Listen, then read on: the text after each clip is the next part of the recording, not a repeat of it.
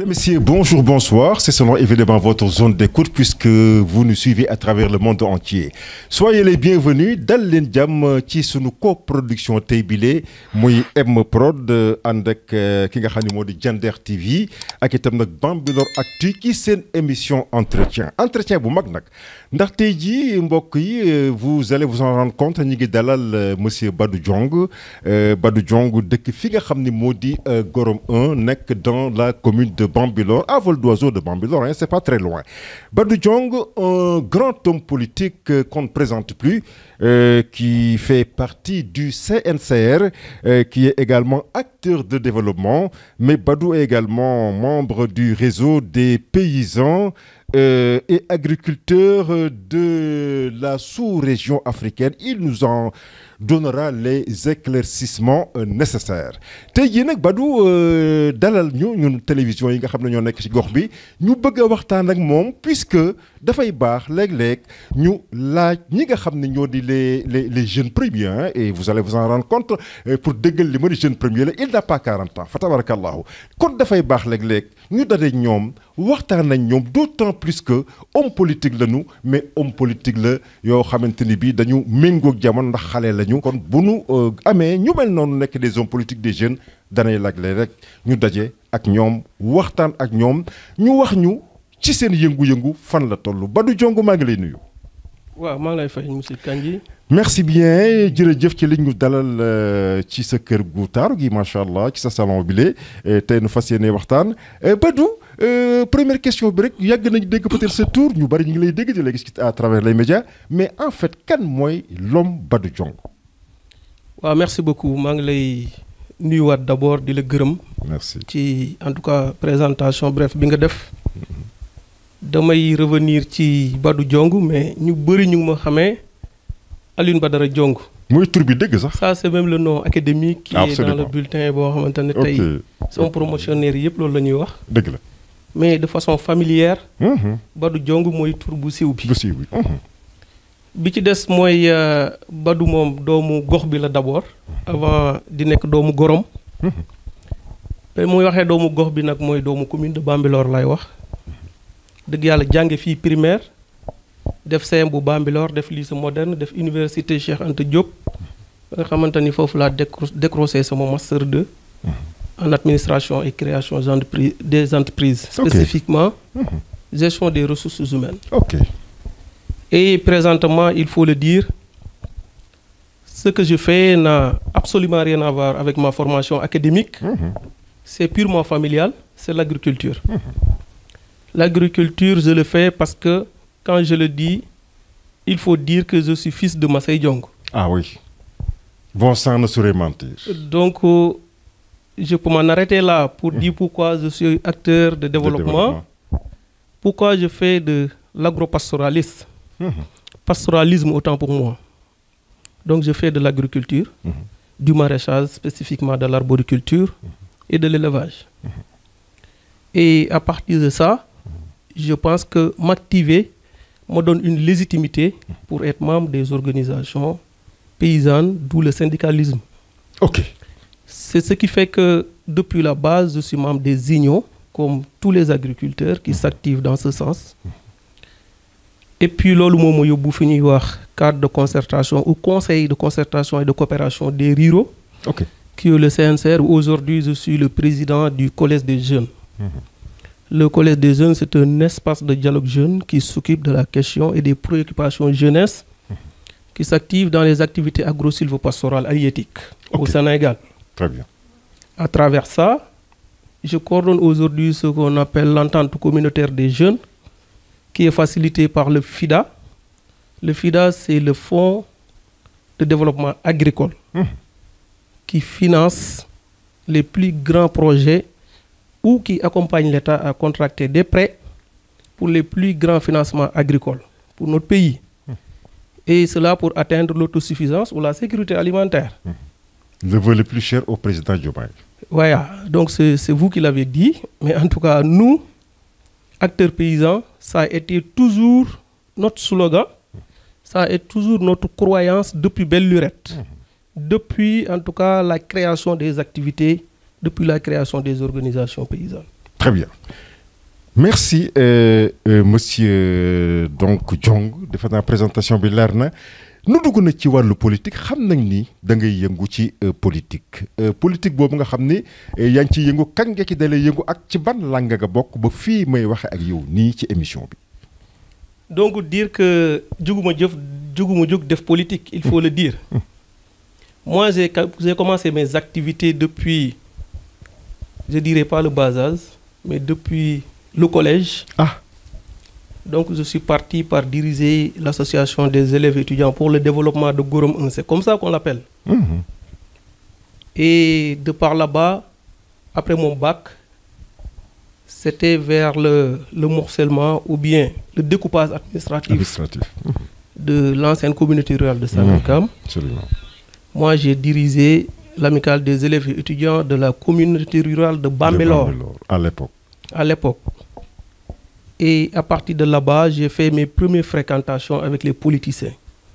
Connaissez ou comprenez délégation spéciale composée de l'actuel maire Ndiaye et de son premier adjoint Moussal Diop, que je salue de passage. C'est à ce moment que je commençais à observer, à tâter le terrain politique. Donc pour aller directement répondre à votre question, si je dis que c'est à partir de là-bas, aujourd'hui, si, en tout cas en termes de temps ou d'années, je peux dire que j'ai comptabilisé 10 à 12 ans de carrière ou d'activité politique locale qui domine dans mes activités. On a en tout cas participé à beaucoup d'élections, avec bien sûr le président que je viens de citer, mais mes activités étaient plus concentrées sur la politique locale de développement, avec lui bien sûr. Et jusqu'à présent où je vous parle, je n'ai pas été dans une autre formation politique. La seule formation politique, bi nga xam ne foofu laa débuté, foofu laa nekk ba émission bi may def nii tey nii, ba ci kanam bu ñu yeggee ci en tout cas question yi mën nañu pousser ñu révéler d'autres positions wala yeneen décisions yoo xamante ne ñu nekk di ko jël. foofu nga doon yëngu ak président Moussal Diop. Naka la tudd mouvement boobule. Bon, je dirais que Modou, il faut que yenn saa yi daañu dégg mu ne vision alternative. Mais dans tous les cas, nous sommes dans une plateforme de communication qui s'appelle Horizon, selon les années, à chaque année qu'on change, Horizon 2024, 2025, 2026. C'est selon les époques. C'est selon les époques, ça c'est notre plateforme de communication. Mais li ma xam rek mooy en tout cas dans ces sorties, quand il se présente, je l'entends dire que Moussal Diop, président du mouvement de vision alternative, vision prospective. C'est ce qu'il a tendance à dire. Donc, il faut dire que son mouvement s'appelle Vision Prospective. C'est parti pour Vision Prospective. Nga xam ne ci nga nekkoon di yëngu tey jii. Dafa mel ni yow da nga jël yoon wu bees wala yaa ngi koy waaj a jël est-ce que mën nga nu indil ay leeral askan wi nga xam ne ñoo nuy seetaan. Ouais, il faut dire que bu ñu waxee dama jël yoon bu bees rek day mel ne je suis seul à cheminer. Wala dama toog rek ba mu neex ma jël sama décision. yoon bu bees waaw mën nañu ko wax mais après beaucoup de réflexion, après beaucoup de tractation, après beaucoup de consultation, beaucoup de conseils et beaucoup de rencontres en notre sein. Parce que li may wax xam naa ne ay nit ñu ngi ci salle bi ñëw pour fekkee mat nañ ma seede. Dañ ne nag wax seede baax na ci. Absolument. Modou du nit koo xamante ni dama xëy rek ànd ak moom du nit koo xam ne dañu xëy rek tàggoo. Vu le nombre d'années qu'on a eu à faire, nombre d'élections yu ñu ko accompagner, je peux dire que au moins gunge nañu ko ñaari présidentielle, gunge nañu ko ñaari local, gunge nañu Moussal ñaari législatif, bu ma juumul benn référendum. Donc loolu booy wax élection bu si nekk bu dee au minimum 5 ans entre les deux élections, nous avons au moins, sans risque de nous tromper, fait 10 ans avec cet homme. Donc aujourd'hui, je pense que mbooloo la ñu boo xamante ne dañu mos a yëkkindoo di dóorandoo di tegandoo.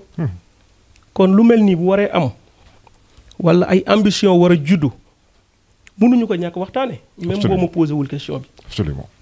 li ëpp solo nag mooy booy def mbir nga natt ko nattuwaay bi si jiitu mooy lu mel ni politique nit ku ciy jiitu dama yaakaar dañ lay jiital. damay jiitu wala mën a wóorul man loolu daluma il faut que je le dise. Des responsables se sont réunis au début ou bien en premier lieu individuellement. Ils ont mijoté, ils sont venus me voir et par la suite par groupe et par la suite par grand groupe.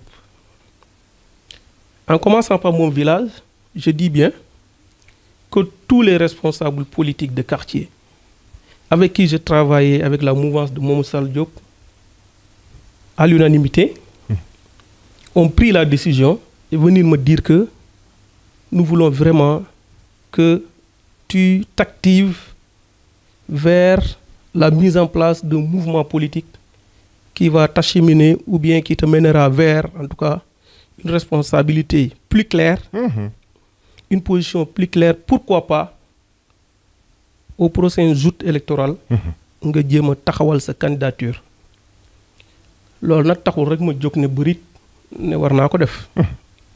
Parce qu'il faut signaler que c'est depuis 2019 que beaucoup de villages, beaucoup de responsables, pour ne pas citer le mien, m'ont attendu dans cette candidature. Ok.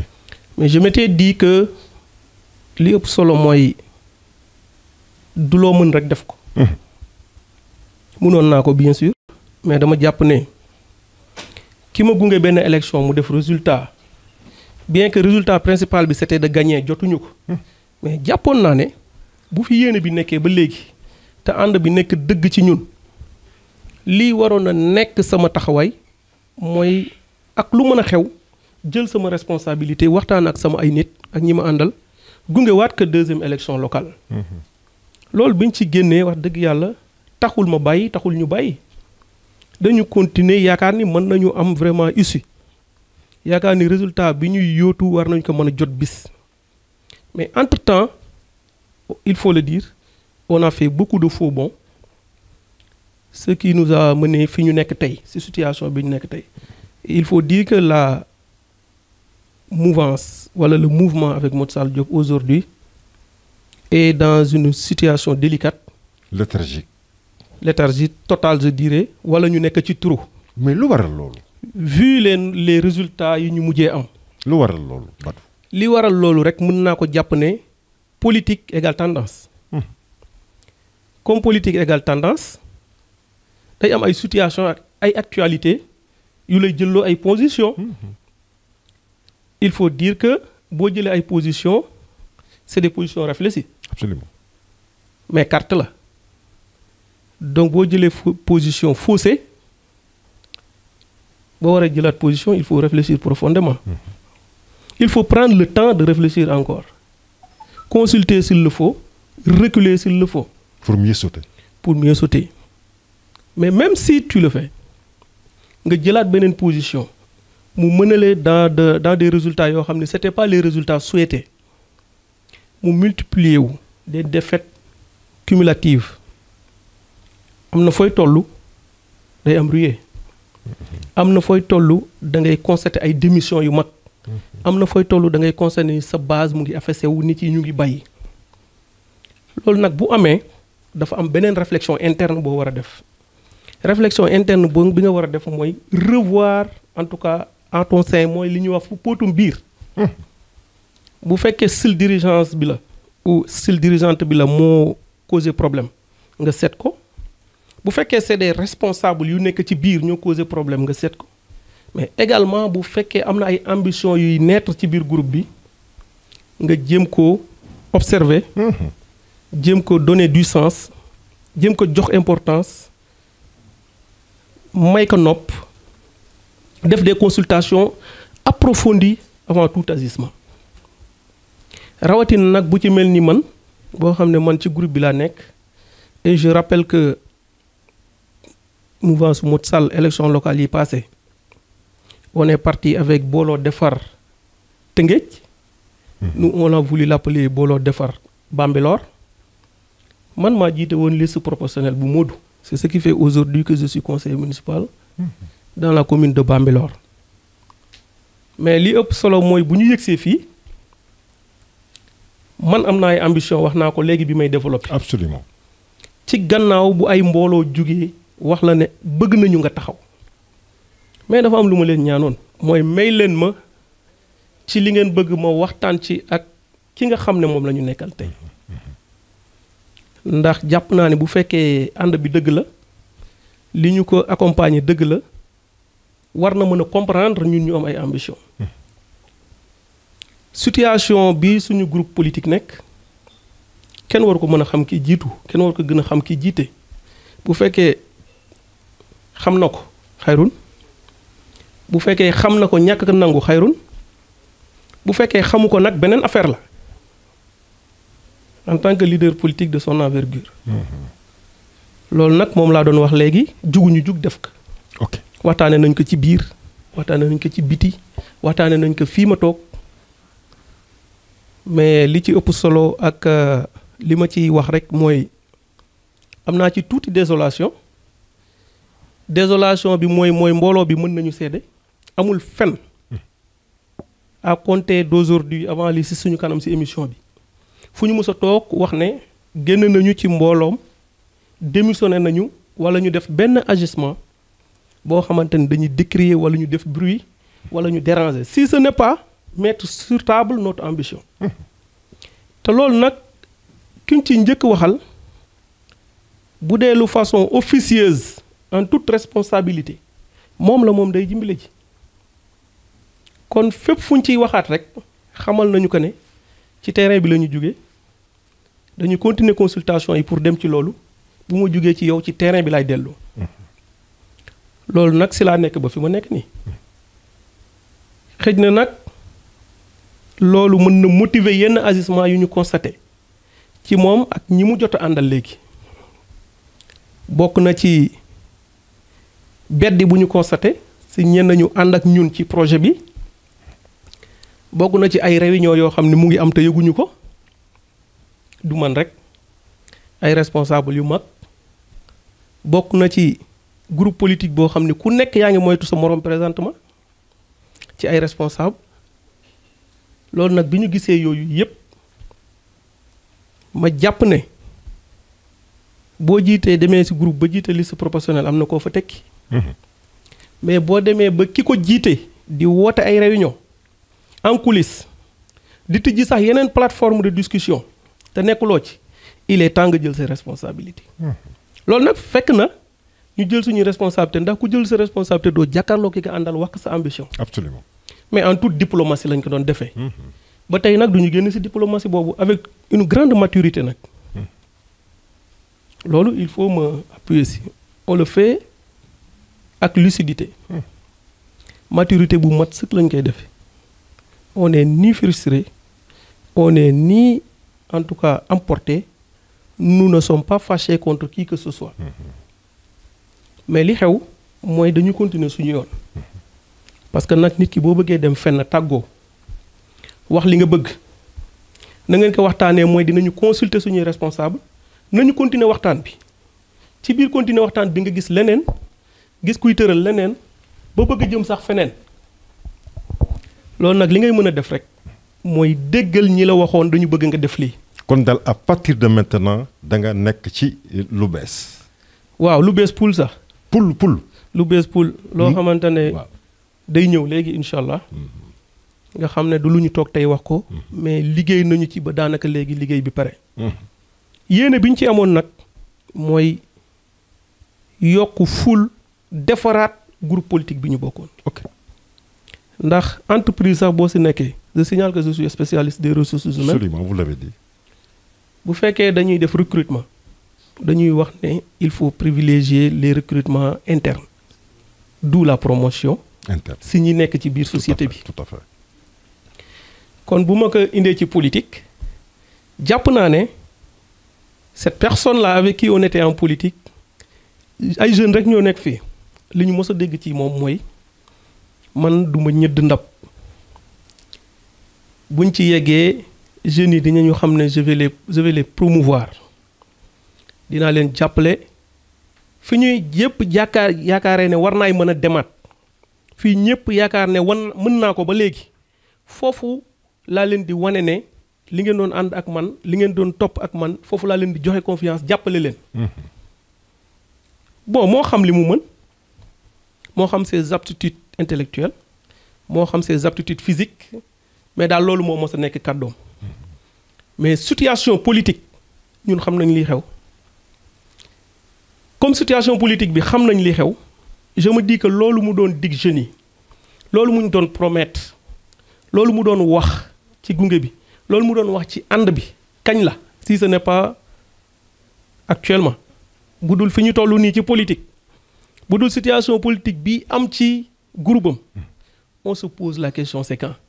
kon daal jotoon na sëkk ci moom mu jëli xilaafa gi jox ko xale yi. c'est suñu yaakaar ndax moom mën na am beneen gis-gis mais suñu gis-gis mooy wax dëgg yàlla tendance nationale am na lu mu wane tendance locale am na lu mu wane du lu ñuy créer wala lu ñuy nëbb ku ko jéem a nëbb wala nga jéem a créer c'est parce que tu es dans le jeu. Je précise que je ne suis pas dans le jeu aussi. Parce que man bi may wax ak sama leader politique il m'a dit que rien ne me dit que amul beneen candidat ci biir groupe bi. Je dis oui c'est heureux de le savoir nañ ko teg ci table moi ma candidature et autre candidature bu ñu ko tegee table ñu waxtaanee ko groupe bi candidat bu ñu jàpp ne il propose mieux c'est le meilleur profil jàpp nañ ni résultat bi ñu mos a yóotu principalement gagner la commune de Bambilor. Principalement jàpp nañ ne présentement bu ñu nattee li ñu weesu ak fi ñu jaar xam bu baax suñu jaar-jaar politique xam li ñu doon poser politiquement ñun jàpp nañ ne ak moom à la tête d'une mouvance ça va être très difficile ñu atteindre objectif bi. C'est pour ça que ñu déglu mbooloo bi nangul leen li ñu wax takk li ñu man takk li ñu xam takk suñu fit bëgg dem ci loolu. muy création d'un mouvement. Création d'un mouvement, mais création d'un mouvement qui peut aboutir à la création d'un parti politique. Il faut voir gros. Ça, c'est dire que yëkkatiwuñu politique di ko def ni ko ñeneen ñi doon def. Parce que il faut le dire képp ku fi politique au niveau local à la base tu n'as pas de parti politique. Soit da ngay dem ci mouvance soit benn parti boot la. nga wékku ci moom. suñu jaar ak moom. Gis ngeen position yu ñu jël yëpp gis ngeen position yu ñu jël ci ay récépissé ay tour changé dugg fii génn fii loolu nag boo nee da nga demoon di ànd ak nit ñu yàgg laa wax ne wax dëgg yàlla war nga dëggal sa bopp nan nga tudde woon loolu jàng boo tuddee loolu jàng gis rek ne serait-ce que ça war a mën a dem ci benn yoon boo xam ne da nga koy tracé war nga mën a jàngat ci loolu pour voir loin am ambition bu rëy pourquoi pas xool fu sori li ma jàpp nag mooy ñi fi am ay parti politique ay nit lañu ci dëkk bi lañu dëkk. dama jàpp ni ñi ñu jiite ay nit lañu ci dëkk bi lañu dëkk. fi ñu jàngee ñun foofu lañu jàngee. Absolument. dinañ jéem a sàmm suñu bopp. sàmm suñu taxawaay. gën a dëgëral suñu taxawaay ci fi ñu dëkk. gannaaw bi ñu ciy jéem li ñu mën ak ñi ñu àndal. ba ëllëg bu ñu ko matee bu tàllal jotee du ñu hésiter comme ni ñu nekkee di ko réfléchir fi mu toll nii. te duñ ci hésiter duñ ci yox yi te dañ ciy dem incha allah. incha allah donc également ginnaaw parti bi nga xam ni dans un futur proche di nga ko taxawal nga wax. da nga bëgg a attaquer également entre guillemets li nga xam ni moo di maire bu Bambilor commune Bambilor nga nekk candidat. principalement oui. ok mooy sa principal objectif. principalement oui parce que dañ ne béy ci wewu tànk. dëgg la te li ma jàpp mooy ay nit jiite nañu fi réew mi. nekkuñu sax. conseiller municipal. Je suis aujourd'hui conseiller municipal. bu ma nekkee ci politique nag di daw. ba nekk ki nga xam ne mouvance bi nga àndaloon bu ñu doon am benn conseiller municipal yow lay doon. loolu la liste proportionnelle tekki. jàpp naa ne boo amee ay ambition pour jiite sa municipalité. c'est légitime. Absolument. jàpp naa ne année yi ma def ci politique expérience bi ma ci accumulé. boo amee ambition pour jiite sa municipalité c'est légitime. jàpp naa ne maa ngi jéem ci sama gox di jéem ci Sénégal di jéem au niveau international di jéem si conseil rural bi ma nekk conseil yi ma fa nekkal xam nañ li may wax conseil rural bi ma nekk le maire Ndiagne Diop jiite ko képp ku seetaan émission bi nekk conseil may wax ne maa ngi fay jéem li tax ma dem fa maa ngi koy def ni mu ware je défie quiconque mu génne weddi lii ma wax loolu nag bu fekkee ci tànk yooyu nga nekk nga ñëw à bout ci sa activité politique bi nga nekk à bout mooy jàpp naa ne sama gunge ak Mamadou Sall Diop fii la ko yàlla yemale comme fii la ko yàlla yemale li ma mos a wax ñi ma àndal mooy bu ma bàyyee Mamadou Sall Diop sama yoon wax dëgg yàlla boo leen ma ko nangulee te gëm ko mooy dama koy tracé jéem a avancé nag ci politique locale mooy wax dëgg yàlla jéem a laaj mairie bi ni ko ñëpp di laaje parce que it titre bu nit di am pour nekk maire fi ma toog nii am naa ko. parce que d'emblée il faut dire que Ndiagne Diop il est conseiller municipal d'abord. tout à fait. bu fekkee nekkul woon lii xew bi passé en 2022 23 janvier si je ne me trompe. ñu ne ren ku jël raw gàddu gi rek liste majoritaire ba nga jiite yaay nekk maire directement bu fekkee nekkul woon loolu man nekk naa candidat élection bi passé parce que ku xam Badou xam ne bu fekkoon Ndiagne du raw gàddu daf koy def maire bu yëkkee loxo dama yëkki loxo pour man loolu mooy candidat. absolument. parce que bu fekkee du raw gàddu Ndiagne dañ koy fal d'abord population bi. conseil bien sûr. ñu dem ci salle bi conseil yi fal maire. te képp ku nekk ku ma xam dama koy waxaat xam nga ne bu dul woon loolu bu Ndiagne Diop yëkkee loxo maay njëkk yëkki loxo ne je suis candidat pour être maire de la commune de Bambilor. pour man c'est ça un vrai candidat. stratégiquement j'étais candidat aux élections locales pourquoi parce que fi ma yoon mayee ma yëkki loxo mooy premier adjoint au maire ba dernier adjoint j'ai postulé. ok yëkki naa sama loxo mon majoritaire mais en tout cas j'ai fait le signal était fort que lii ma wax ni bu fekkoon am naa possibilité yëkki loxo pour xëccoo mairie bi doon naa ko def parce que premier adjoint bi mu yëkkatee damaa yëkki loxo. ok merci Badou. ñu xuus da ngay créer un mouvement ñu bari nag jamono jile ñi ngi créer mouvement wala boog ñi ngi dëgmal li nga xam ni moo di xilaafa gu bees gi di xilaafa Ousmane Sonko ak président Diomaye Diakhar Faye yow est-ce que man nga nu garantir ni du maanaam da ngay dem jéggaani dem seey ci ñoom parce que ñu bari ñu ngi koy def te loolu itam en tant qu'intellectuel defe naa ne di nga ko bañ parce que am réew itam balañ ko mën a naw dafay am opposition est-ce que da nga bëgg taxaw ci tànki opposant wala da ngay dem seey ci parti au pouvoir. merci beaucoup question bi am na solo et c'est d'actualité. merci ça a tout son sens c'est émission bi. absolument. wax dëgg yàlla bu ñëwul woon sax du ma am lu ma neex. li ëpp solo ma la koy wax mooy ba fi ma toog nii ci opposition locale laa jànge politique. ki ma àndal il n'a jamais été maire. kon opposition locale laa jànge politique. nekk ci opposition du lu may jaaxal. bu fekkoon loolu mooy sama principal objectif tey élection présidentielle yi passé j'étais pas libre comme aujourd'hui am na ku ma doon àndal bi mu defee choix dama ko ci jàppale. c'était pas Diomaye président c'était pas Pastef ni Diomaye mooy Sonko et je l'ai assumé. aujourd'hui noonu laay assumer sama position li nga wax dëgg la l'on nous dit même que le plus grand magistrat aujourd'hui est en tout cas dans des tractations pour li nga wax tey. qui pour ne pas le citer. monsieur le maire Ndiagne Diop. ah bon tiens ça c'est une bonne nouvelle ça. am nañu écho yooyu. ñëpp ñu ngi koy waxtaanee pour appuyer li ngay wax. bi ci des mooy ki nga xamante ni yàlla dogal na suñu ànd yem fi tey. les dernières informations yi ñu am mooy mu ngi bëgg a daw dem Pastef. ah bon malgré la position présidentielle bi passée. ah bon malgré les consultations yi nga xam ne Pastef def nañu ko pour ñu jiite Yewwi Askan bi élection locale yi passée on l'a pas fait. ma ñëwaat ci présidentielle yi passée ils ont tout fait il n'a pas accepté d'y aller donc je me pose la question aujourd'hui lu xew. est-ce que les gens ils sont en position de faiblesse est-ce qu'il ne pèse plus ce qu'il pesait? C'est la question. Pour certains, pour d'autres, ñi nga xam ne tey ñu ngi woon Benno Bokk Yaakaar, est-ce que dafa am lu ñuy daw? On les entend plus ces gens. Est-ce que dafa am lu ñuy masqué? On les entend plus. Est-ce que dafa am lu ñuy ragal?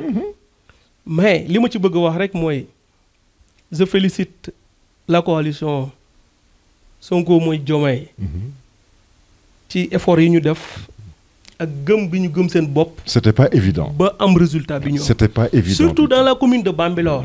De passage, je salue le président Ousmane Rougui, qui a été là lors des élections locales passées, def ay efforts. Il a du mérite. Absolument. Tey mu nekkaat ci. Bien que am na ñu ko fekk sa ñoo xamante ne sax ba ñu ñëw jàpp naa ni ku ñëwul it Ousmane dina gagner ak coalition. Ça c'est clair. Bërigo ci mbartal la. Puus mu dem. puusul mu dem. Loolu mooy dëgg. Jàpp naa ne Diomaye président ku ci bokkoon gis nañ la ci ay sorties gis nañ la ci ay position fi muy tànge gis nañu la mais man jomboon naa bàyyi ba ay góor liggéey. xeex fa ñu war a xeexee ñëwuma jël ay sacrifice ñemee def ay sorties vidéo et autres jël ay position attaquer le président Macky Sall avec Benno Bokk Yaakaar ay jeunes à travers le pays ñii ñu leen di jàpp ñii ñu leen di tëj ngeen nekk ci seen ruxu ba ñu ne waxuma la Sonko du président Sonko du candidat mais ba ñu ne Diomaye mooy candidat bi tu sors jàpp naa ne wax dëgg yàlla nax sa bopp la parce que les jeunes patriotes qui sont là aujourd'hui qui se sont battus à travers tout le pays laay wax ils savent ils connaissent qui est qui xam nañu qui est qui au moins le jeune maire Pape Sow que je félicite a eu à prendre des risques ba ñu tëj ko. Absolument. Mais où étaient les autres? Je dis tout le monde qui aujourd'hui sont en train de s'entretuer pour cette coalition. Gëmuñu seen bopp, je le dis. C'est pas parce que je soutiens pas, c'est pas parce que je suis pas avec la politique, c'est pas parce que je n'encourage pas le Diomaye Sonko coalition. Mais je leur lance un message que nañu xam ñoom ñooy ñan. Nañu xam ñi leen bëgg, nañu xam ñi fa ñëw pour seen bopp. Parce que le jeu là, le jeu est haïssable. Absolument. Munoo fekk ay nit ñuy liggéey nga ñëw ni mën a. Non, c'est minable, franchement. C'est minable, c'est horrible. Absolument. C'est pas respectueux. Du tout. En politique. Du tout. Et que dafa am lu may dégg lu graaw ci suñu commune bi loo xamante ne luy indi problème suba la. Koo gis rek mu ni ànd leen. Koo dajeel daf la naan bu ngeen àndee bu ngeen defee lii nangam mais ànd ak kan. C'est important. Booy ànd da ngay ànd ak ñu la nawlo mais man mii dama nawloo ñëpp ñu bëgg nekk candidat mais est-ce que ñëpp nawloo nañ seen moroom. Je commence par la mouvance bi nga xam ne ci laa bokkoon. Mouvance boo nekk di ci liggéey di gunge nit fukki at yàlla nga teg sa ambition mu mel ni tu es l'ennemi numéro 1 nga wax ni bëgg naa yëgatoo dara nga wax ni bëgg naa ñenn ñi sax dootuñu la nuyu ñi nga xam ne ñoo far ci lële mais heureusement que majoritairement je le dis les gens sont avec ce que nous sommes en train de faire dans ce groupe politique là et je dis bien les plus grands responsables sont avec ce que nous sommes en train de faire. Tu persistes et signes. Je persiste et signe. Ok. Donc loolu moo waral ma ne position bi ñu jël gëm nañu ko et cela n'a rien à voir avec être ou sans Diomaye président. Ok. li ci ëpp solo dama la koy wax. mooy ñun daal li ñu nekk di liggéey moom la ñu gëm. si la ñu fas yéene dem jusqu'à nouvel ordre te tëjaluñu kenn suñu ay bunt wax dëgg yàlla ku yor mouvement sax tëjaluñu la suñuy bunt pour waxtaan ak yow ci déema déggoo ci changer li fi nekk waxatuma la ak parti politique li leer mooy fii ñu toog nii man personnellement ak ñi ma àndal amuñu benn coloration politique. Ok. bokkuñu ci benn parti politique. Ok. Nous sommes une mouvance, nous sommes un mouvement boo xam ne da nga fa gis ñii nekk patriote sax ñoo fi ëpp. Aslef ci lépp la. ñii nekk patriote deme woon Diomaye président ci élection présidentielle yi ñoo ëpp ci mouvance bi te ñoo ko téye. Extraordinaire. Dans tous les villages. Donc aujourd'hui on ne peut pas dire que njaboot googu nekkuñu si ñun. nit nag bu ñu lay laaj ndax da nga jëm si ñoom te nga yor njabootam. nga yor ñoo xam ne ñoom la ñu gëm au niveau national. wax dëgg yàlla la ngay wax da nga leen ciy bàyyi xel. Absolument. fi nga jógee da nga leen di bàyyi xel di leen nuyu. mu am ay gor am nit ñoo xamante ni ay jàmbaar lañu. muy mouvance bi nga xam ni fi laa jógee doon ànd ak Modou Sall Diop. am ay nit ñoo xam ne si ngor la ñuy liggéey. waaye nag damay dégg ay tendance boo ànd ak nit ba bàyyi ko ñu ne diw dafa war dafa goreedi. kaa ji man romb naa fu may wore. wala fa gaaw na ci loolu. man romb naa fu may wore. te li ma waxoon je défie tout conseil.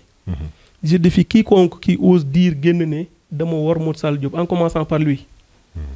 et que s'il dit que dama ko war wala keneen wax que na ñu def nañu indi preuve ñu wax lan mooy war nit. jàpp naa ne ànd naa ak ñoom ci ngor te tey laa ko gën a yéene li ma ko yéene woon yàlla xam na ko. wallaahi la jëm dëgg la. mais bu ma demee ba xam ne kii ma doon gunge li ma ko yéene woon mënu ko jot dinaa continuer les risques continuer engagement bi ba ëllëg bu ñu yàlla boolewaatee mu jot lu ëpp li ma ko yéene woon. te bu fekkee politique war nañu boole war nañoo dajewaat ci politique am responsabilité bu ëpp bi mu doon yóotu yàlla na ko yàlla def. amiin. mu nekk suñu kanam bu ma ko day joxe du ko laaj. est-ce que loolu leer na. merci Badou. émission baa ngi dem ñu ngi may def au niveau de la réalisation ni ay simili yu ndaw moo ci des.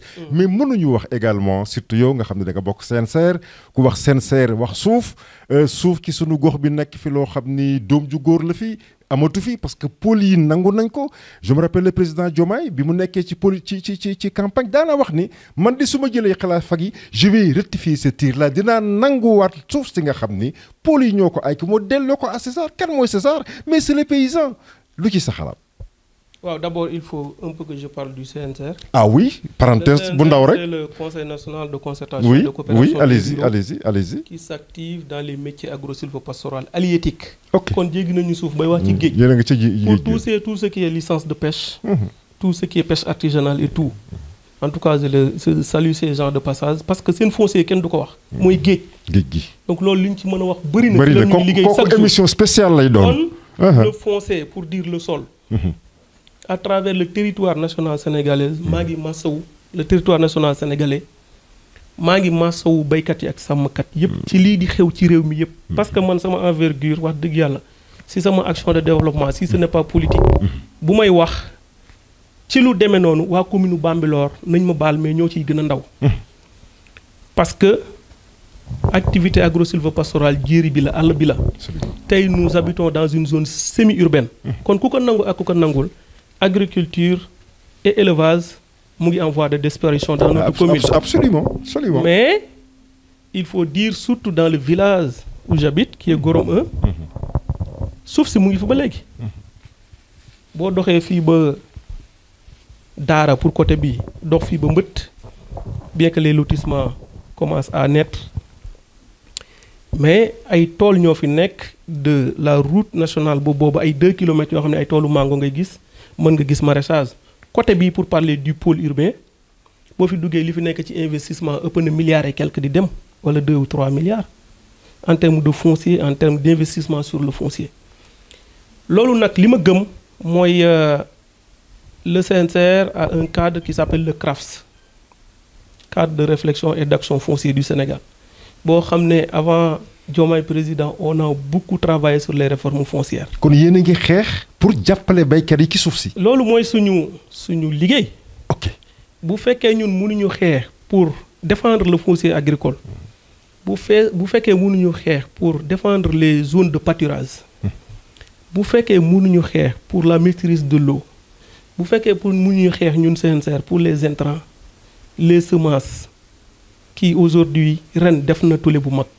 la réduction des engrais, l'augmentation des quantités, la gestion des personnes, du personnel agricole, le statut de l'exploitation familiale agricole, la situation de la jeunesse rurale agricole, l'emploi des jeunes. bu fekkee mënuñu wax ci loolu CNCR dafa war a tas parce que loolu moo tax ñu jug revendiquer faire le plaidoyer pour le monde rural. Aujourd'hui nous revendiquons en tout cas le pouvoir aux paysans. Parce que ñun ñëpp ñoo leen di fal. nous les paysans pôle urbain yi Badou pôle urbain yi lan mooy pexe mi. c'est simple. nan la ñu war a def. jàpp naa ni pexe bi mu ngi fii parce que damay fàttali ne président Diomaye son excellence bi mu ñëwee dafa wax ne ñuy suspendre les pôles. ok génn une note. mais dama lay remercier ci question boobu parce que relance boobu dafa may permettre ma sensibiliser la population de la commune de Bambilor. et des autres communes. On entend le pôle urbain de Daga-Kholpo qui n'est pas dans notre commune. Absolument. On entend à Mbour d'autres pôles. Président dem na fa. xëj na c'est sa zone. moo tax mu dem fa. mais on n'est pas en tout cas ñi nga xamante ne on n'est pas moins des crieurs. bii nit yi di yuuxu nañu. Avant les élections je l'appelle que comité de pilotage bu Goron def nañu conférence de presse pour alerter. J'étais là. Fenêtre d'opportunité lañ ko tuddee woon. Absolument. On s'adressait à tout le monde. mën na nekk tey sax suñu sortie boobu moo waral ñu suspendre mais après suspension. Qu'est-ce qui va arriver? Est-ce que suspension égale arrêt égale suppression? Est-ce que même le pôle peut être supprimé? That is the question. Ça, c'est de grandes C'est la questions. grande question, C'est absolument. de grandes interrogations que nous devons nous poser aujourd'hui. Absolument. Parce que moi, je me pose la question, c'est quoi l'activité des politiciens si ce n'est pas se décrier, si ce n'est pas se salir? Qui sont dans cette zone-là? Si ce n'est pas aujourd'hui une guerre de positionnement. Depuis que Diomaye wax suspension, ban politicien, en commençant par le maire, nga gis mu génn wax sur la situation foncière wala mu wax sur cette suspension-là. Expliquer à la communauté, expliquer aux populations que c'est aujourd'hui que nous devons le plus serrer nos ceintures. wax nit ñi ne dara jógewu fi ñu ngi gërëm le président Diomaye ci loolu mais dara jógewu fi parce que ku wax suspension xam nga lu mu wax négandiku mooy nañu ko arrêté ci négandiku. ñu seet ba xam. ñu seet ba xam mais yow bu ñu la nee nañu arrêté ci négandiku nga tàcc fecc dem tëddiwaat loolu la ñuy wax dormir sur les lauriers ñu ngi nelaw tey ci loo xamante ni xamuñu danger bi. ça peut exploser à tout moment. li tax ma koy wax dafa simple. mooy Macky Sall moo ko defoon ñëpp xam nañu décret présidentiel la bu président Diomaye ne nañu def suspension Macky Sall bi mu koy def ay nitam la ko joxoon de gros bras. Bien entendu. Mais qu'est-ce qui nous garantit que Diomaye n'est pas entouré par des personnes opportunistes comme ceux qui avaient entouré Macky Sall? Qu'est-ce qu'on nous le dit? Qui peut le jurer ici? Kan moo ñu ko mën a garantir? Qui nous dit que actuellement ce moment de suspension bi Diomaye n'est pas en train d'être influencé sur le fait que le pôle là il est bon? C'est bon ou pas, je le dis pas parce que pôle am na ay intérêt. Évidemment ci émission bi. Bien sûr. Aménagement et tout. Si c'est concerté avec la population. bu fekkee dañ ko waxtaanee. ak les autochtones. bu fekkee dañ ko waxtaanee ak ñi fi dëkk. bu fekkee dañ ko waxtaanee ak je dis bien. ñi nga xam ne seen toolu baay la ñu yor tey. seen baay yooyu seen toolu maam la ñu doon. pôle bu laa am dafa war a am étude de faisabilité. dafa war a am étude des lieux. man je dis même que ce pôle là à la base n'est pas valable. Pourquoi? Parce que ban population wala ban nit moo man ne consulté nañu ko bi ñuy ériger pôle yi. Le maire en personne il a dit que man yëguma tinuma moo ko wax. C'est le premier magistrat yëgul tinul kan moo yëg. Comment on peut ériger des titres fonciers, des pôles, des baux dans une zone où des autochtones, des communautés urbaines, des agriculteurs habitent, qui ont investi nga ne def nañu pôle te consulté wu ñu kenn kan moom mos a gis commission boo xam ne dañ ne dañuy ñëw pour faire état des lieux ne serait-ce que buñ ko defee mu doon intérêt réew mi ñu fay ay impasse loolu mosul am kon loolu à la base c'est pas valable bi ñu demee ba signé ko nag on parle de décret ça c'est administratif, c'est du papier. Moi je parlais de la faisabilité. Mais si on parle de signature aujourd'hui on parle de existence. Je dis pas valable mais de existence, le pôle existe. Je sais pas comment fan la ñu jaar mais ça existe aujourd'hui. Absolument. Mais bu exister Diomaye bu ñëwee wax suspension parce que gis na décret bu érigé suñu zone en pôle ak yeneen zones yi. Loolu bu amee nag monsieur Kandji dama jàpp ni fa la population bi war a gën a takkoo wax li ñu bëgg ci pôle bi mooy lan. Est-ce que nous voulons que le pôle soit définitivement enlevé? Est-ce que nous voulons que le pôle soit maintenu et que les titres soit donné aux populations. dafa mel ne yow dana bokk xeex boobu ci sa mouvement bi nga créé loolu ci na ci bokk. munu ci ñàkk. ok parce que boo nee damay xëccoo commune ñu ne le domaine national compétence transférée la. boo ko mënul wax fii jarul ngay xëccoo commune. bu fekkee da ngay xëccoo commune nga fekk ñu ériger sa zone en pôle xeexoo ci léegi boo doonee maire kan ngay doon. bu ñu la si sentirul nga wax ci fa nga ci war a waxee c'est pas la première fois que je sorte sur ces questions-là. J'ai fait la RTS, beaucoup d'émissions, beaucoup de sorties. Le Lac Rose. J'ai organisé un cas au Lac Rose. Le Lac Rose n'est plus rose. Hein? Il y a beaucoup de questions qui doivent nous interpeller, nous, population de la commune de Bambilor et de Niaga-Tivaouane-Peulh et de Sangalkam. Nous devons aujourd'hui nous réunir, nous devons aujourd'hui communiquer, faire une intercommunalité pour voir les risques, les zones, les déversements, les voies de ruissellement des eaux. Tout ça, c'est des questions majeures. Ce n'est pas seulement le foncier. Il faut la concertation. Il faut la concertation. Le Lac Rose, là, nous détruire. Personne n'ose aujourd'hui demander Lac Rose vendre la destination Lac Rose au Toubab. Le Lac Rose n'est plus rose. Non, il n'ose plus. Non. La question de l'emploi, nous devons dire xorom fofu. Demal nga laajte ko. Ndox bi bu mu ñëwee ñaata dégâts, ñaata tas de xorom la dugal ci biir. Demal nga laajte ko. Qu'est-ce qui a causé que le lac n'est plus rose? Il faut le demander.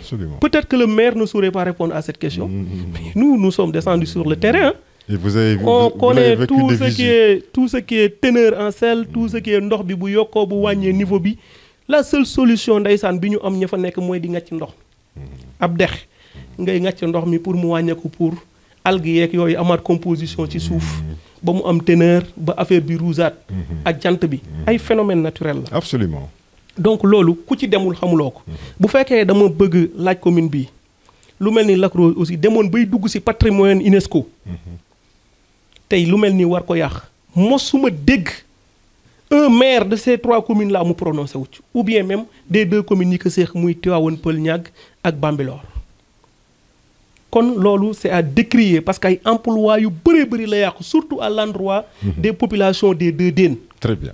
nga xamante ne tey ay kilifa ay ndaw ay góor ay jigéen seeni kër si la ñu ko yor. wallaay bi ci des mooy mu tuusa ñu ñun Sénégal yëpp. Pourquoi parce que ñun suñu kër fii dañ doon jaar fii di ñu may ay saaku xorom. Absolument. ñu dem bañ ni saaku xorom téeméer lay jar bàjjan Maymuna bii dëkk déen fii dañ doon may fii saaku xorom. ñu dem ba ñu ni 600 lay jar ruus nañoo jaay 600. mais tey ku fa dem boo jëndul xorom boo joxul 3000 doo am saaku xorom.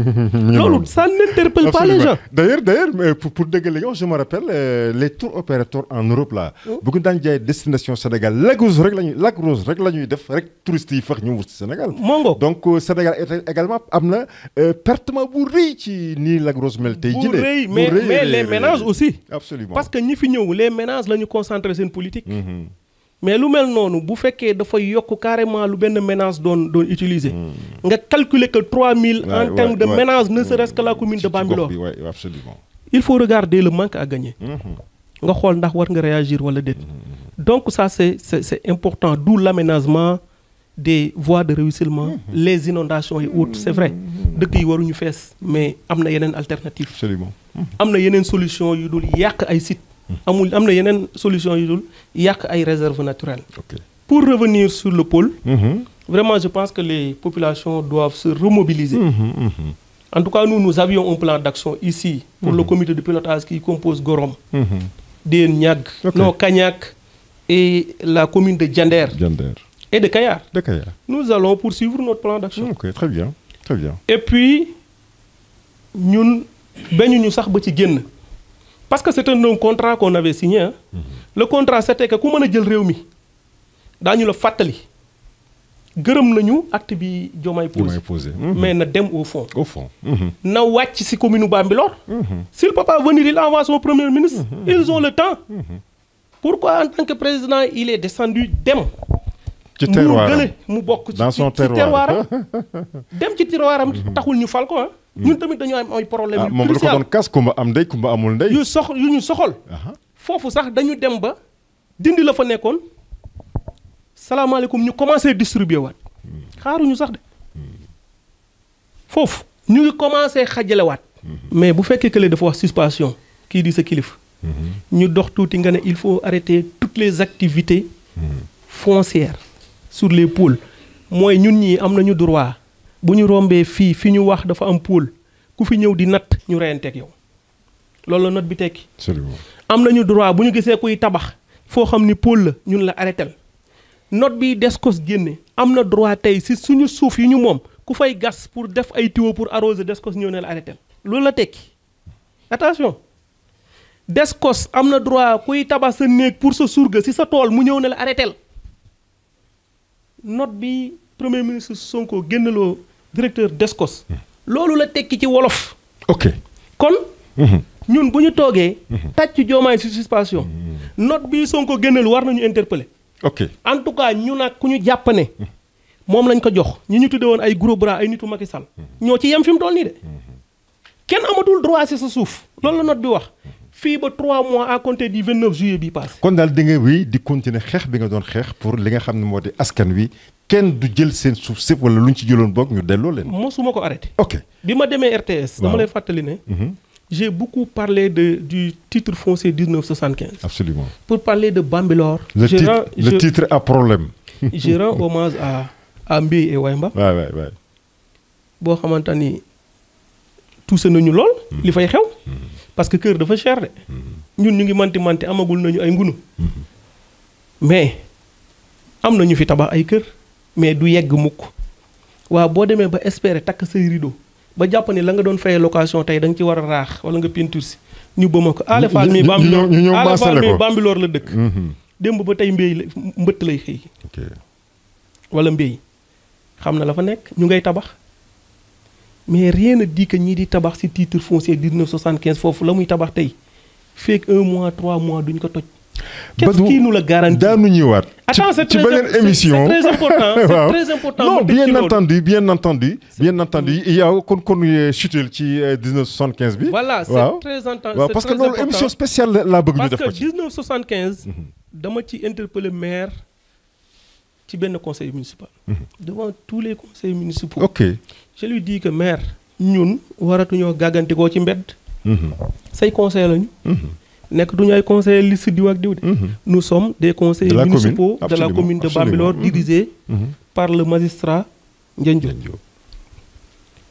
Donc je dois pouvoir bu fekkee li ñu ma fal xam naa ko le défendre quelque part. Bien sûr.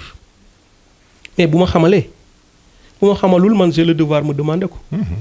J'ai posé ce débat et j'ai bloqué les travaux 1 heure de temps durant pour qu'il me réponde sur cette question-là. Et il vous a répondu? Ce qu'il me répond c'est simple. Je viens même de lire la note mooy Badou ak yéen conseil yi fi nekk kan moo mën a tontu ne mos naa gis note bu jox Bambilor 60 hectares d'où le fameux excitation kan moo mos a gis note bu jox beneen dëkk 60 hectares. Il dit à l'origine en 2015 man pôle bi maa demandé excitation yi man ak Aziz Gueye ak xawma kan 150 hectares laa demandé woon. kon man ba ma koy delloo kàddu gi di daaneel dama ko ne monsieur le maire man jàpp naa ni fi ma toog mu jóge ci sa gémmiñ les villages n'ont pas d'extension comme yow yaa posé ni kenn mosul gis kayit yow mënoo ñu woon kayit benn conseiller ñemewul yëkki fii loxo fii ak ñi fi nekkoon bi ngeen koy défendre mais li ci bizarre mooy des conseillers qui étaient dans la salle qui n'osent même pas lever la main bu ñu génnee ils me disent que ba ñu koy natt demoon naa lan ngay gëm monsieur Kane ba ñuy natt excitation yi mën naa la wax ne am na fu ñu kale woon pour Bambilor et c'est des conseillers qui étaient dans la salle. Et ces conseillers sont toujours là. Ils n'ont pas osé piper mot. Ils sont toujours là ces conseillers. C'est le conseil municipal. Beneen bi je termine par dire que aujourd'hui c'est une information. dañu changer li ñu war a fay ci ay frais de bornage yenn affaires yi yëpp. Mais que la population se pose la question ce qui est en train de se passer dans la commune de Bambilor. Vraiment c'est désolant. Moi, j'ai honte même de faire partie de ce conseil municipal par le comportement de certains. Il y a certains qui font leur travail. Bien qu'ils prennent position, certes, des fois sur des choses, ça n'arrange pas la population. Mais il y a des choses qui sont quand même. Mais ce qui est dans la commune de Bambilor, M. Kandji, sincèrement que la population se pose la question. Man pour man, vous faites que vous avez ce qui yor sa xaalis nañ la defal ordre de recette nga dem fay. bu fekkee kayit bi ñu lay jox baax na mais des conseillers municipaux qui osent prendre de l'argent des populations et venir après tout dossiers yi ngay dajale yëpp doo indil nit ki lu dul notification mooy lan ban valeur juridique la acte administratif. C'est très grave ce qui est en train de se passer. Pourquoi je le dis? Premier conseil intercommunalité bi ma dem commission domaniale nekk fa. J'ai posé aux gens lan mooy seen logique de travail. Est-ce que da ngeen bëgg a continuer di dox na ngeen doon doxe wala déet? Moi je suis pour qu'on amène des spécialistes ñu former ñu ñun sur la gestion foncière. Sur quel comportement nous devons adopter avec la population ou face à la population. Les gens ils me disent que commune bi amul xaalis yi ngay poser ay problème la yoo xamante ne dañuy dem ba duggaat ci problème yi ñu mënul génne bàyyi rek ñu def ni ñu doon def. J'ai dit que da ngeen di def ni ngeen doon def personne ne me verra sur le terrain di def ay visite de site pour une délibération de quelque sorte que ce soit ou bien un acte administratif ou une affectation de quelque sorte que ce soit. Je le dis aujourd'hui boo gisee affectation rek jox nañ la lu lëndëm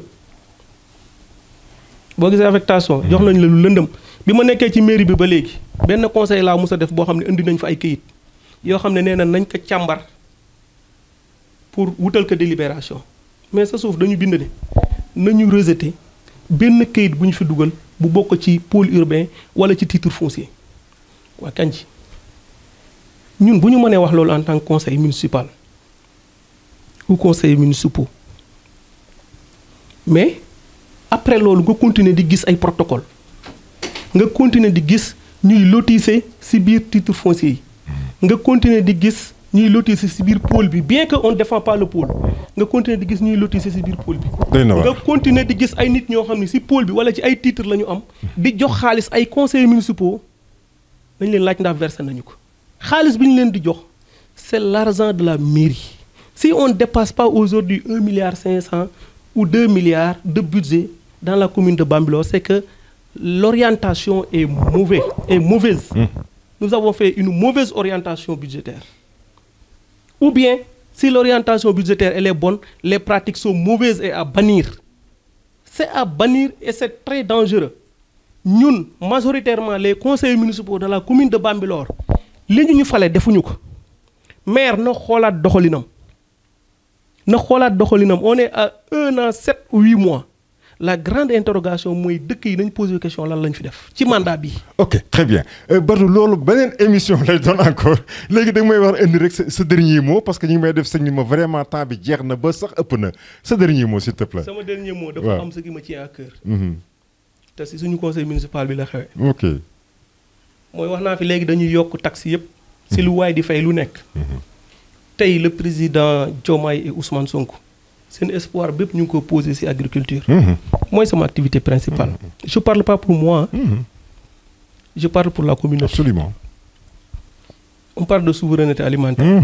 On parle de sécurité alimentaire. Depuis l'avènement de la Covid.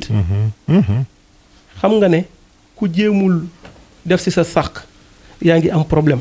bala ngaa lax jaay da ngay lax lekk. dafa am suñu benn leader bu mag ñu fal ko PCA muy Mamadou Sissoko mooy PCA ANCAR. Absolument. C'est le père du mouvement paysan sénégalais que je connais.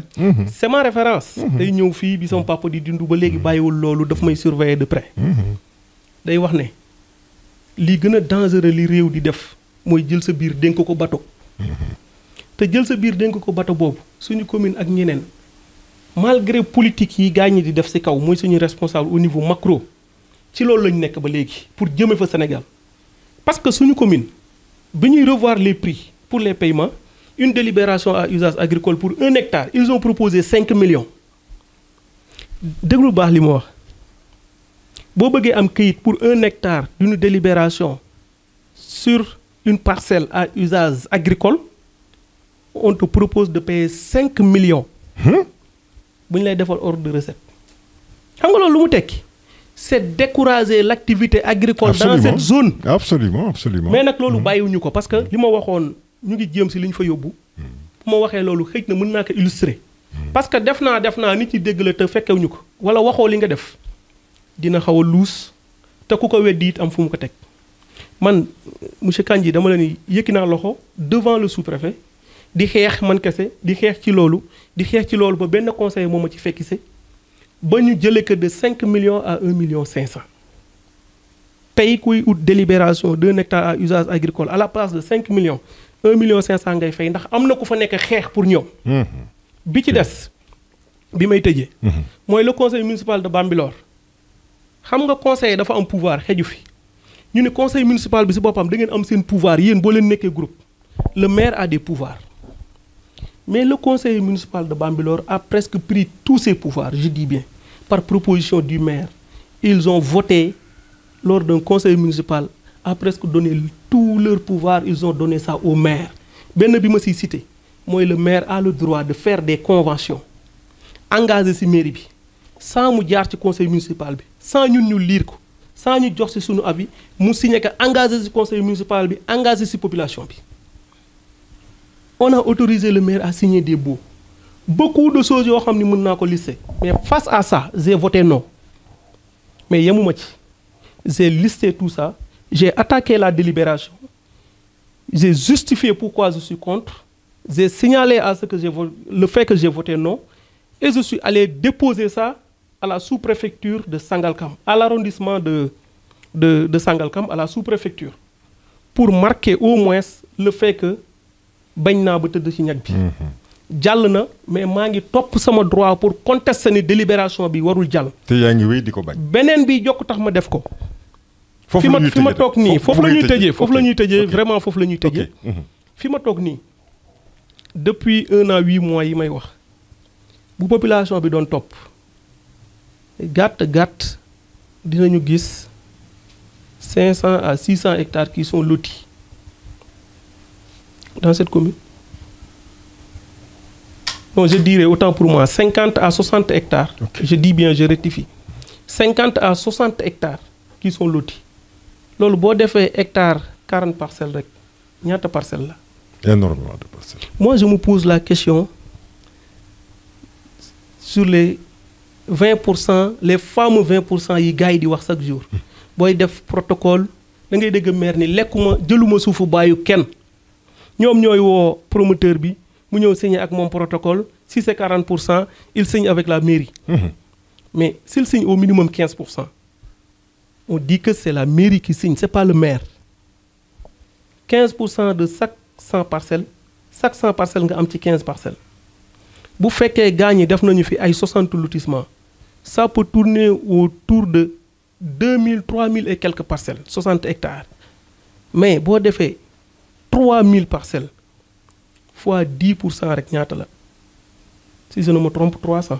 mais pactole boobu fan lay dugg. je me pose la question lu tax ma koy poser mooy mosuma gis ñu wax ci benn conseil municipal mosuma gis sax protocole promoteur ñu indi que ñu ni protocole bii nañ ko étudier te lotissement bu laa am mairie bi bu engagé protocole textuellement ak li yoon wax dañ ko war a indi ci conseil municipal bi ñu apprécier ko. bu ñu ko apprécier ba valider ko moom la waa ji mën a dem engager une procédure de régulation administrative ba am un lotissement administratif boo amee lotissement administratif nga doog a dem sur le terrain borné et autres mais fii da ngay balee rek samp say parcelle nu mu la neexee d'où les lotissements clandestins vraiment li ma bëgg a wax xejul fii kooku li ma ci wax lépp nag émission spéciale lay doon yàlla dafa bokk ci li tax ñu am ambitionné yaakaar nañ ne jooytu nañ ko fu nekk yaakaar nañ ne jëm nañu am taxawaay bi mais pour ñu jëmmal ko moom laa doon wax léegi le pouvoir aux paysans pour le monde rural mais allons chercher le pouvoir pour corriger loolu dafa bokk ci li tax li ma fi wax lépp ñu jéem a tàllal loxo dafa bokk ci li tax ñu ne woon dañuy jàngi politique dafa bokk ci li tax ñu jëloon décision di topp ay nit di topp ci nekk ci benn groupe politique malgré certaines positions on est resté pourquoi parce que li ñu soxaloon nekkul woon ndam li rek mais li ñu soxaloon dafa nekkoon jàng dafa nekkoon dem ci ay stratégie dafa nekkoon jël ay position dafa nekkoon muy metti ñuy muñ léegi nag dañu jàpp ni nous devons vraiment briguer mandat dañu jàpp ni nous devons aller au pouvoir pour corriger les incorrections yi nga xamante ni ñoo fi nekk parce que wax nañu ko xeex nañu ko jàkkaarloo nañ si yuuxu nañ ko li des rek mooy engagé wu ànd ak population bii gëm li ñuy wax xeex ko jéem a dem jël pouvoir bi corriger ko suñu bopp cela ne dit pas que bu ñu jëlee pouvoir bi dañuy xeex ak ay nit cela ne dit pas que les promoteurs qui sont là nous sommes prêts à les emprisonner cela ne dit pas que nous sommes contre eux lii ma wax ci ñoom lépp c'est pour les aider pourquoi parce que ñu si bëri si ñoom tey ñu ngi daw nan laay def man bu ma ñëwee ba du ñu daw Le maire aujourd'hui, pour moi, doit aider ces jeunes-là. Ok. Ce sera doit les aider à se régulariser. Okay. À régulariser les lotissements clandestins. Okay. Les aider à ce que Koussidia ait une parcelle nelaw. Et se prononcer sur la question de ces pôles-là, des titres fonciers, et d'aider la population à dormir en toute quiétude. Je remercie les gens qui ont gëm projet bi, ñoo yëkki idée bi, nekk ci di xeex ak man. Xeex ak man ba ñu yëg si fii, malgré metti na fi ñu jëm, malgré gudd na, mais ñoom ñoo ma gën a gëm li may wax nii. Ndeysaan. Nga xam ne dëkk bu nekk tey ku ñëwul woote nga di benn wala ñaari responsable ñu ne leen wax dëgg yàlla interview la du lancement mouvement. nekkul mobilisation. Absolument. Man kese mën naa ko def mais seen cofeel. Ndeysaan. moo tax dëkk bu nekk ay nit jóge fa ñëw. Ndeysaan. seen cofeel moo tax. wax dëgg yàlla ñu teel a woote seen cofeel moo tax ba léegi nii ma joxe sama téléphone parce que xam naa ne bu ñu defoon direct sax du sotti. du ñu ko amee ni ngeen ko bëgg. loolu nag wax dëgg yàlla dama siy jëmmal kenn rek mooy Doudou Gueye Fall. mu dëkk Déen. nekk sama goro nekk sama doomu bàjjen. nekk sama xarit. sama gars yi ñoom Ale Fall ñoom Iba Mbaye sama gars yi jàppal ma jàpp maa ngi leen di nuyu de passage. di nuyu tous les responsables de Gorom. ay kilifa yu mag ñoo nekk ci gannaaw li ay kilifa diine ñoo ci nekk ci gox bi. ay kilifa aada ñoo fi nekk suñu ay waajur jot nañ seen ndigal ci lii suñu ay mag jot nañ seen ndigal suñu ay pàpp jot nañ seen ndigal suñu mbokk yëpp jot nañ seen ndigal ci lii jot nañu seen fas yéene seen mëbét pour jàpp ci lii ñu jëm kon wax dëgg yàlla li si des dañ ciy continuer liggéey bàyyi ko ci loxo yàlla. Incha allah gaa ñi yéen ñëpp ñi fi nekk ak ñi fi nekkul ñi may seetaan après dina maa ngi leen di gërëm di leen sant di lancer un message au président Moussa Diop di ko wax ni il reste un frère. Il reste vraiment un mentor. Et puis, je dis bien que nous n'avons pas fermé nos portes dans l'avenir. Bu fekkee politique daf ñu war a boolewaat wax dëgg yàlla à cœur ouvert ci jàmm ju mat sëkk ak yéene la ñu koy defee te li ñu ko yéene woon wax dëgg yàlla moom la ñu koy yéene ba léegi te ubbil nañu suñu ay buntu ñëpp mais daal de façon forte et très claire c'était pour marquer notre arrêt politique. C'était pour dire que suñu accompagnage avec le président Mamadou Sall Diop yemale nañ ko fi tey nous allons vers le lancement d'un mouvement politique qui va prochainement briguer mandat pour les prochaines élections municipales. Donc, merci beaucoup Badou. Merci. Voilà Badou Diong le homme politique donc dëkk fi nga xam ne mooy di Gorom ñu ngi lay gërëm di la sant waxtaan wi neex na yaatu na di gërëm Bambilor Actu mbokk yi fu ngeen mën a nekk ci àdduna noo ngi leen di gërëm di leen ñaanal jàmm yal nañu yàlla dolli jàmm mucc ak xéewal ba beneen yoon lu dul yàgg dara incha allahu rabbi